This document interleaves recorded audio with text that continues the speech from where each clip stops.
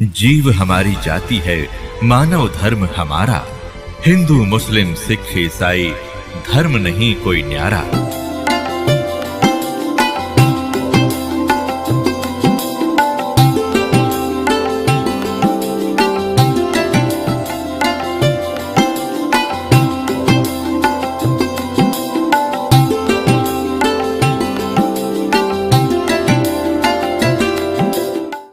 जब रामानंद जी 104 वर्ष के वयोवृद्ध महापुरुष थे, ब्राह्मण थे, चारों वेद, 18 पुराण, 11 उपनिषद कंठस्थ याद कर रखे थे। परमात्मा लीला में आयु में 4 वर्ष के थे, 5 वर्ष के थे।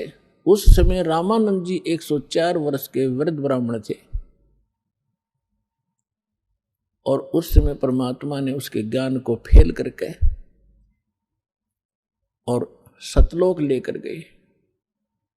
वहां परमात्मा को देखकर रामानंद जी ने जब वापस आया, समाधि टूटी उनकी, तब कहा था दोहु ठोड़ है एक तू भया एक से दो, और गरीबदास हम कारणे तुम आए हो मगजो।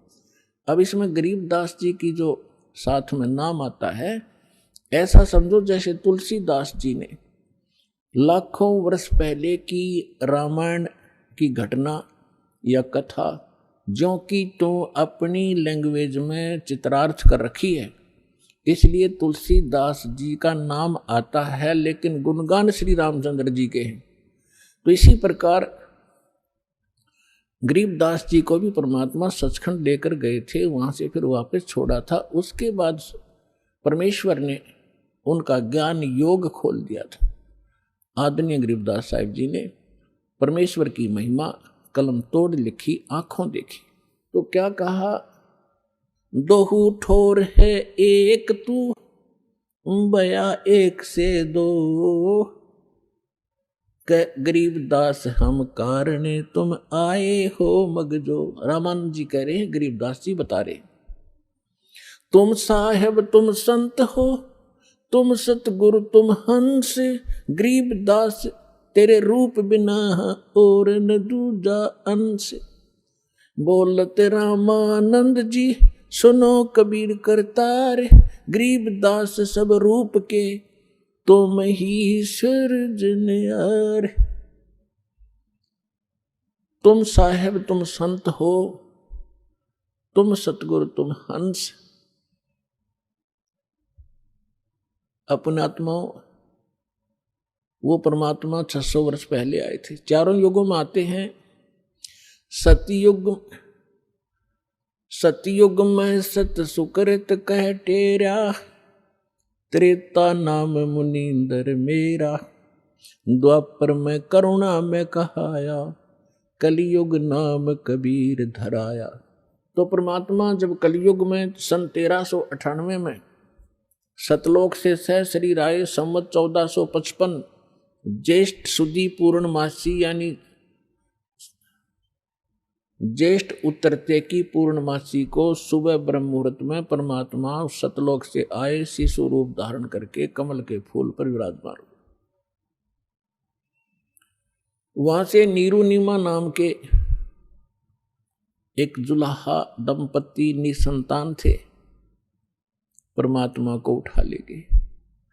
इसके प्रत्यक्ष दृष्टा थे एक रामानंद जी के शिष्य ऋषि अष्टानंद जी, जो उसी सरोवर लहरतारा सरोवर के ऊपर स्नान करके वहां कुछ देर के लिए अपने गुरु जी द्वारा बताई साधना को किया करते थे। उसी दौरान परमात्मा सतलोक से आकर उस कमल के फूल पर विराजमान हुए थे। आज का जो विषय है उसको उठाते हैं, ये थोड़ी सी भूमिका बनानी थी। अपने आत्मा परमात्मा यहाँ आते हैं।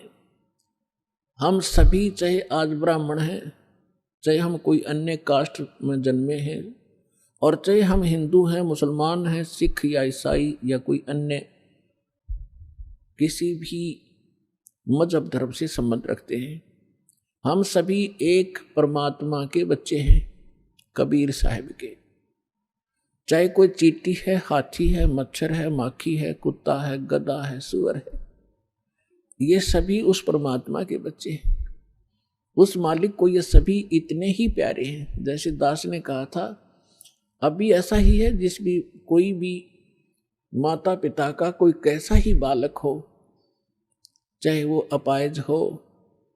दास ने देखा कि एक जन्मजात एक बच्चा ऐसा था, बिल्कुल हाथ भी टेढ़े, मुंह भी बांगा, लाल पड़े, ना बोल पावे। उसकी माँ और उसके पिता उसको इतना प्यार करते थे, उसको उसकी लाल पूछा करती थी उसकी माँ बुरी तरह, फिर मुंह धो के अच्छे से लाड करती थी, जबकि वो 12-13 साल का उस पर पड़ा रहता था चारपाई पे। तो पुण्यात्माओं, हम उस परम पिता के बच्चे हैं, और आज चाहे कोई गधा है, चाहे सूअर बना है, चाहे कुत्ता बनकर दुख पा रहा है, उस परम पिता को इतने ही प्यारे लगते हैं। चाहे कोई गाय है, भैंस है, मुर्गा है, बकरा है, और जो इनको तंग करता है, खाता है, मारता है, उस परम पिता को बहुत कष्ट होता है। और इस काल ने हमारे साथ ऐसा जुल्म कर रखा है कि वो हमारे पिता के साथ प्रतिशोध ले रहा है। इस निकम्मे ने गलती तक खुद करी वहां, जब इतना वहां सुख सथल था, कोई कमी कहे की थी नहीं। इसके बकवाद भाई तपस्या करी, अलग राज लूंगा, बता, चाहे 100 ब्रह्मांड ले ले, एक चारपाई पर सोना है, चाहे 20 कमरे की कोठी बना ले, एक चारपाई पर एक कमरे में एक कोण में पड़ा रहना है जीव ने, बाकी बकवाद किस लिए। ये इस जैसी ही वृत्ति हमारी होगी। और फिर जब इसने उस लड़की के साथ दुर्व्यवहार किया, गलती आप करी, परमात्मा ने निकाल दिया तो उसका दुश्मन बन गया। अब हम आगे गलती से उस परम पिता के बच्चे इस काल के जाल में, अब इसने प्रतिशोध ले रखे हैं। आप देख लो, जब कोई जीव सुखी हो, सारी ऐसी मर्यादाएं बना दी, जैसे घर में देख लो, घर घर में महाभारत रोज होती है। ऐसा संयोग बना रखा कि जैसे सास तो होगी 50 वर्ष की और बहू होगी 18 और 20 वर्ष की। अब 50-55 वर्ष के व्यक्ति का और 18-20 वर्ष के बालक की कदे भी नेचर ना मिले, और दोनों ने घर में रहना, दोनों का खड़ा जो ना एक्सीडेंट रहेगा, तो चैन होने नहीं देता। इसने इस ढंग से सेट कर दिया। तो पुण्यात्मा, इसका और कोई विकल्प नहीं है। एक तो ज्ञान समझे, और ज्ञान समझ कर फिर उस ज्ञान के आधार से शांति हो सकती है। एक उदाहरण है, एक सास अपनी बहू को बहुत ताड़ती थी, धमकाती, खुरकाती थी, छोटी छोटी बातों पर घना दुखी कराया करती। तो एक दिन उसने उसकी सास को, उसकी एक सहेली बुढ़िया थी, वो कहने लगी कि बहन चल सत्संग सुनकर आते हैं, मैं आज लेट होगी, थोड़ी देर होगी, मुझे अकेली में जा नहीं सकती, तो मेरे साथ चल। वो कभी सत्संग के वो नाम से बहुत चिढ़ा करती, लेकिन उस दिन अपनी सहेली के कारण वो ना नहीं कर सकी। चल तेरे साथ चल पड़ती हूँ, मैं पसंद नहीं करती इन सत्संग ने, इसमें तो सारे आलसी लोग जाते हैं, निकम्मे व्यक्ति जाते हैं जो काम नहीं करते, करके खा ले, लेकर दे दे, यही बात बड़ी। इस तरह के फार्मूले हमारे सभी के थे। तो बुढ़िया चली गई, तो वहां ज्ञान सुना। सत्संग में यही बताया जाता है कि जो भाग्य में लिखा है वो तो होना ही होना है। जैसे कोई नुकसान हो गया घर में, कोई करके कुछ नहीं, अपने घर में हानि, और फिर भी हो जाता किसी भी कारण से, तो फिर दूसरे जो बड़े होते हैं वो छोटों के पीछे पड़ जाते हैं। सास बहू के पीछे पड़ जाएगी, तेने नाश कर दिया, तू आगा पीछा नहीं देखती है, घर का नाश करेगी, कड़ा मचवा दे। तो सत्संग में बताया जा रहा था कि नुकसान होना था वो तो हो लिया, वो तो होना ही था। अरे अब बेमतलब की राड भी क्यों कराया करो, तुम भगवान पर भरोसा रखो। हो गया, ना जाने के कैर टूटना था, थोड़े में टल गई। और पुण्यात्मा, साबुन और जल का स्वभाव है, कपड़े का मैल अवश्य उतारेगा जब उसके संपर्क में आ गया। और प्रयोग करने वाला ठीक सा आदमी होगा, जानकार हो। तो सत्संग में आने से अवश्य आत्मा में चोट लग गए, और अब तक हमने जो ज्ञान सुना था उस पर आधारित हो गए। जब ये सुनांगे तो हम क्यों ना इधर डाइवर्ट होंगे। उस बुढ़िया का घड़ी समझ में आ गई, सचमुच होना हो तो हो ही चुका होता है, और बाद में बेमतलब की बकवास राड बढ़ाने वाली बात है वो तो और अशांति फैलती है। उसने दीक्षा भी ले ली। अब एक दिन क्या हुआ, उसकी पुत्र वधू भैंस का दूध निकाल के और ऊपर कड़ियों में से एक कड़ा टांगा करते, लोहे का सरिया सा, नीचे हुक बना के उसमें बाल्टी टांग देते दूध की, बिल्ली और कुत्ते के बचाव से। तो उसकी पुत्र वधू ने दूध निकाला, 5-6 किलो दूध एक समय का, और उसमें वो टांगने लग गई ऊपर ने। उसने वो अंदाजा सा प्रैक्टिस हो रही थी, उसमें लगा के गज के लगते ही शरीर के और नीचे न करके छोड़ देती थी, वो फिट हो जाता था, उसमें टंग जाता था। उस दिन गलती से दूसरी साइड में लग गया वो, और उसने छोड़ दिया। वो सारी बाल्टी मुंह मुँह आई, सारे फर्श पर दूध फैल गया। अब वो पुत्र वधू दूध की तरफ ना देख रही थी, बुढ़िया की तरफ देख रही थी कि ये तोप के गोले छोड़ेगी।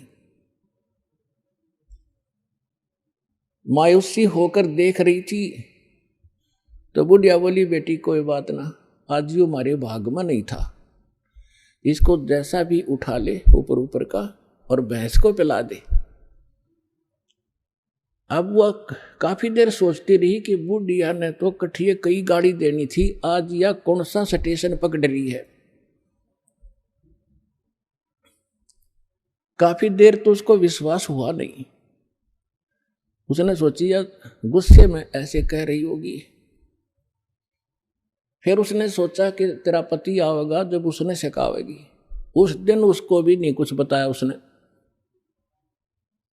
तो उस बुढ़िया, उस लड़की ने, पुत्र वधू ने उस अपनी सास के पैर पकड़ लिए ना, दोनों ने रक्षा करती और कहा, माँ मेरे से गलती होगी ना बेटा, कोई बात ना, ये तो होना ही था, ये तो हमारे भाग में था ही नहीं, खाम खराड़ बढ़ाया करते हम तो बेटी, कदे कुछ नहीं कूद रहे थे। तब देखो सत्संग में आने से वो महाभारत कम होगी, शांति बनी। तो परमात्मा ही की कृपा से इस गंदे लोक में हम शांत और सुखी हो सकते हैं, और फिर भक्ति करेंगे। उस पुत्र वधू ने भी नाम ले लिया, दीक्षा ले ली, घर में मिनी सतलोक हो गया परमात्मा की कृपा से।